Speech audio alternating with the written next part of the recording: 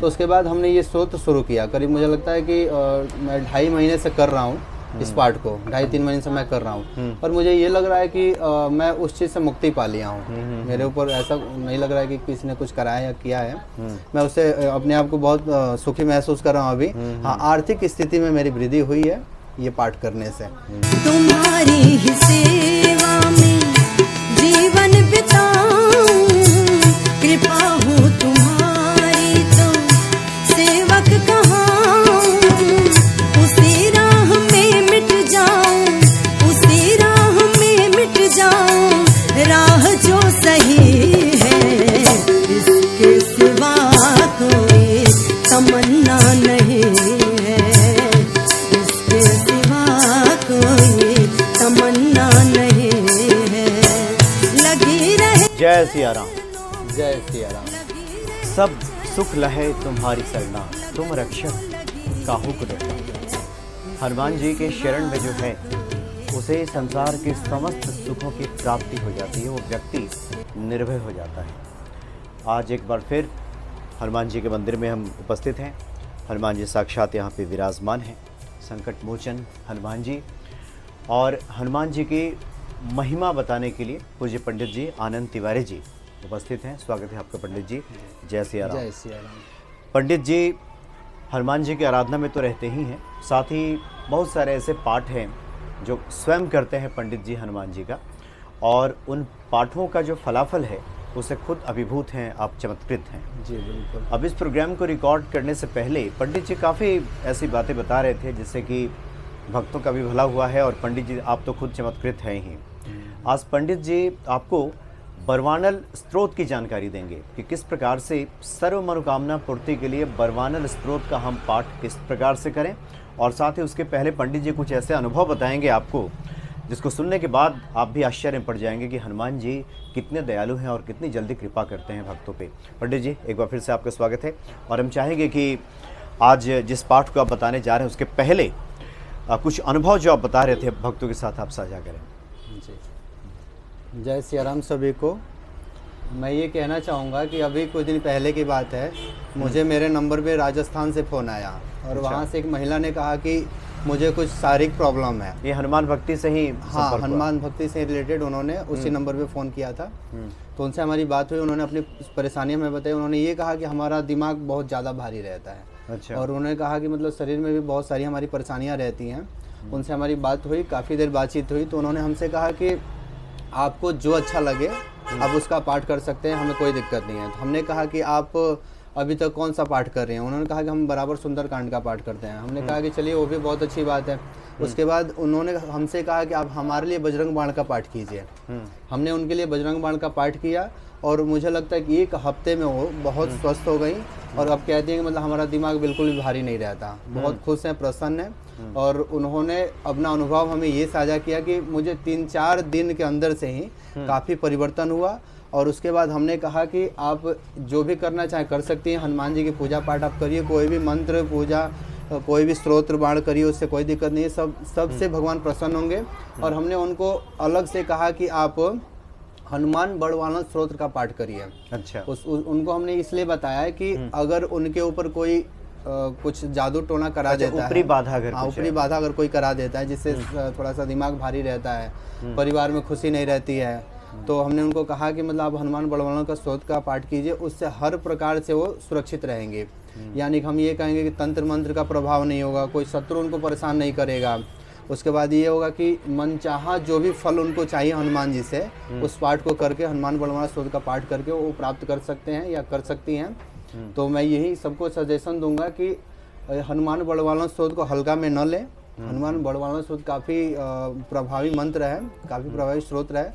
उसको करने से आपकी सभी मनोकामनाएं पूर्ण होगी, और विशेष रूप से आपके ऊपर कोई तंत्र मंत्र, भूत पिशाच या कोई भी कार्य आपके ऊपर कराना चाहता है, उससे बिल्कुल आप सुरक्षित रहेंगे। शत्रुओं का भय नहीं रहेगा, आपको आपकी हर मनोकामना उस मंत्र से पूरी होगी। जी जी। अच्छा पंडित जी, आपने कहा कि आपने बजरंग बाण का पाठ किया जी, और हमने सुना है कि बजरंग बाण का पाठ उसमें बड़ा प्रभावी हो जाता है कि अगर आप ऊपरी बाधा से प्रभावित हैं, किसी ने कुछ अगर आपके ऊपर कुछ, जैसा कि आप कह रहे हैं, जी बिल्कुल। तो शायद ये भी वजह रही कि उनकी समस्या बहुत जल्दी इसका निवारण हो गया बहुत इससे। जल्द 3-4 दिन के अंदर उनके अंदर काफ़ी परिवर्तन होने लगा। हाँ, और हफ्ते दिन में उन्होंने हमसे ये कहा कि जैसे हम पहले रहते थे बिल्कुल वैसे हैं, स्वस्थ है और मस्त है।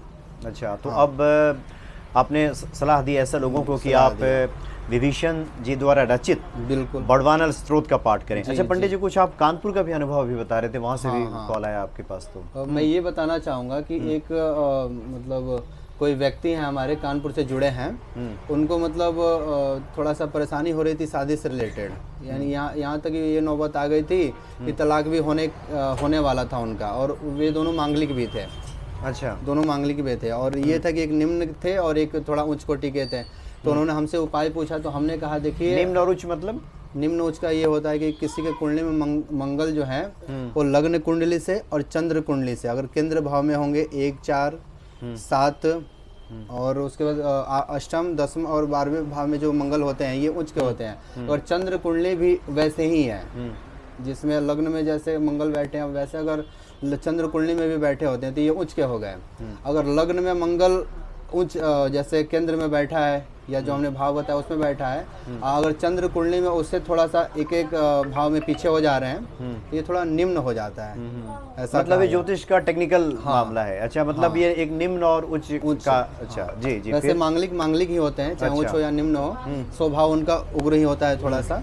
तो मैंने उनको सजेशन ये दिया कि आप लोग देखिए, पहले तो हमने पूछा उनसे कि क्या आप लोग कोई पूजा पाठ करते हैं, तो उन्होंने कहा कि नहीं, हम लोग बस घर में वहीं की भगवान को हमने थोड़ा सा हाथ जोड़ लिया, प्रणाम कर लिया और ऑफिस निकल गए।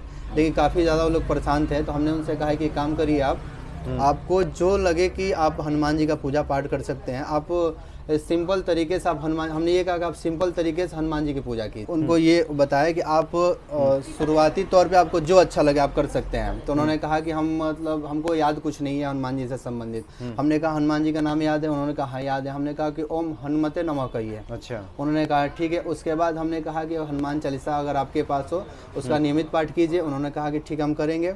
उसके बाद उन्होंने हमसे ये कहा, मुझे लगता है कि 16वें दिन उनका फ़ोन आया, और उसके बाद उन्होंने कहा कि मतलब हमारी जो मैरिज लाइफ है काफ़ी आरामदायक है, सुखदायक है, और हम पहले की अपेक्षा बहुत खुश हैं। मतलब ओम हनुमते नमः, हाँ, इस मंत्र से बिल्कुल आपने यही कहा कि आप प्रतिदिन हनुमान चालीसा करने के बाद इस मंत्र को पढ़िए। बिल्कुल, पहले कर लीजिए, बाद में कर लीजिए।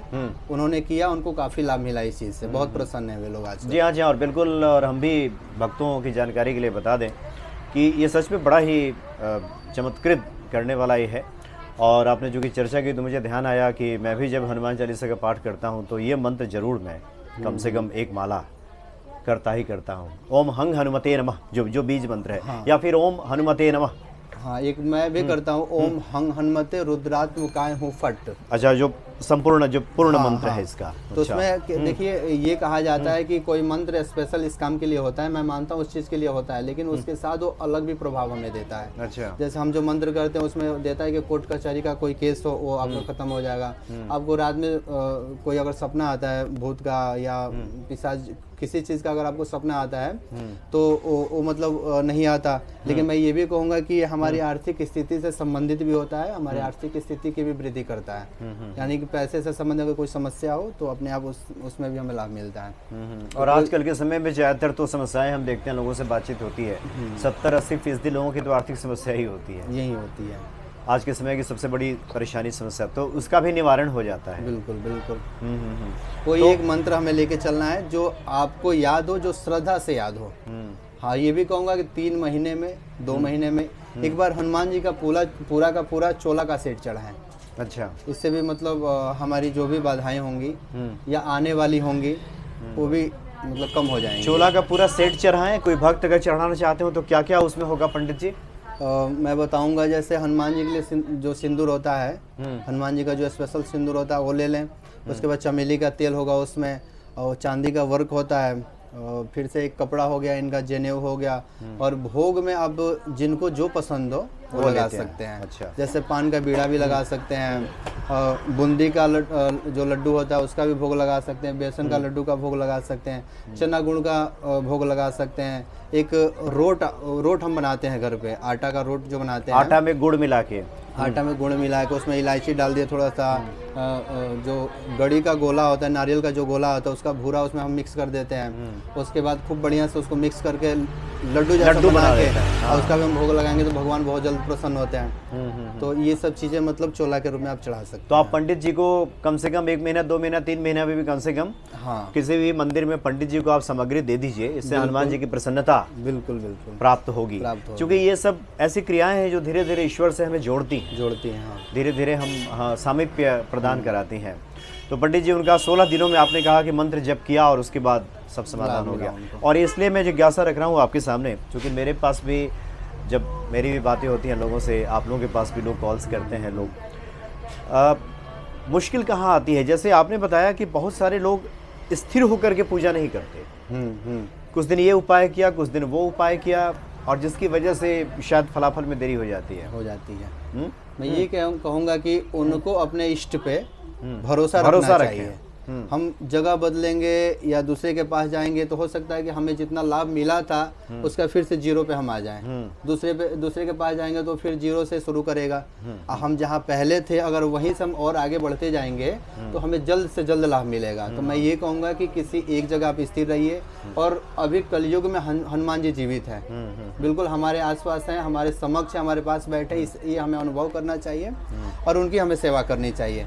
यथाशीघ्र आपको लाभ मिलेगा, किसी और के पास जाने की जरूरत नहीं है। और हनुमान जी तो हमेशा हर जगह मौजूद ही रहते हैं। सुंदरकांड में भक्त पढ़ते भी हैं कि तरु पल्लव जहाँ रहा लुकाई, लुका करके मतलब छुप के हनुमान जी रहते हैं हर जगह। बिल्कुल, आपको दिखे नहीं लेकिन मौजूद रहते हैं। जी जी पंडित जी, तो आप बड़वानल स्त्रोत की चर्चा करने जा रहे हैं, उसके पहले हम चाहेंगे कि आप कुछ अपना अनुभव भी बता रहे थे कि आप भी काफ़ी चमत्कृत हैं इस तरह के पाठों से। देखिए, मुझे कुछ दिन पहले ये महसूस हुआ कि मेरे ऊपर भी कोई कुछ कराया है। अच्छा। मैं हनुमान जी के पास बैठा हूँ, मुझे कहीं से ऐसे थोड़ी सी जानकारी, एक एस्ट्रोलॉजर हूँ, मैं भी अपने एस्ट्रोलॉजर से मिलता रहता हूँ, थोड़ा सा जानकारी लिया मैं इस विषय में, और मैं भी देखा तो मुझे लगा कि कुछ मेरे ऊपर कोई कराया है। अच्छा। तो मुझे लगा कि इसका निवारण क्या होना चाहिए, तो मुझे कहीं से ये मंत्र मिला, बड़वानल स्त्रोत। हाँ, बड़वानल स्त्रोत। उसके पहले थोड़ी आर्थिक स्थिति भी मेरी खराब चल रही थी, लेकिन उसके बाद जब मेरे को पता चला कि मुझे हनुमान बड़वानल स्त्रोत करना चाहिए, तो उसके बाद हमने ये स्त्रोत शुरू किया। करीब मुझे लगता है कि मैं 2.5 महीने से कर रहा हूँ इस पाठ को, 2.5-3 महीने से मैं कर रहा हूँ, और मुझे ये लग रहा है कि मैं उस चीज़ से मुक्ति पा लिया हूँ। मेरे ऊपर ऐसा नहीं लग रहा है कि किसी ने कुछ कराया या किया है। मैं उससे अपने आप को बहुत सुखी महसूस कर रहा हूँ अभी। हाँ, आर्थिक स्थिति में मेरी वृद्धि हुई है ये पाठ करने से।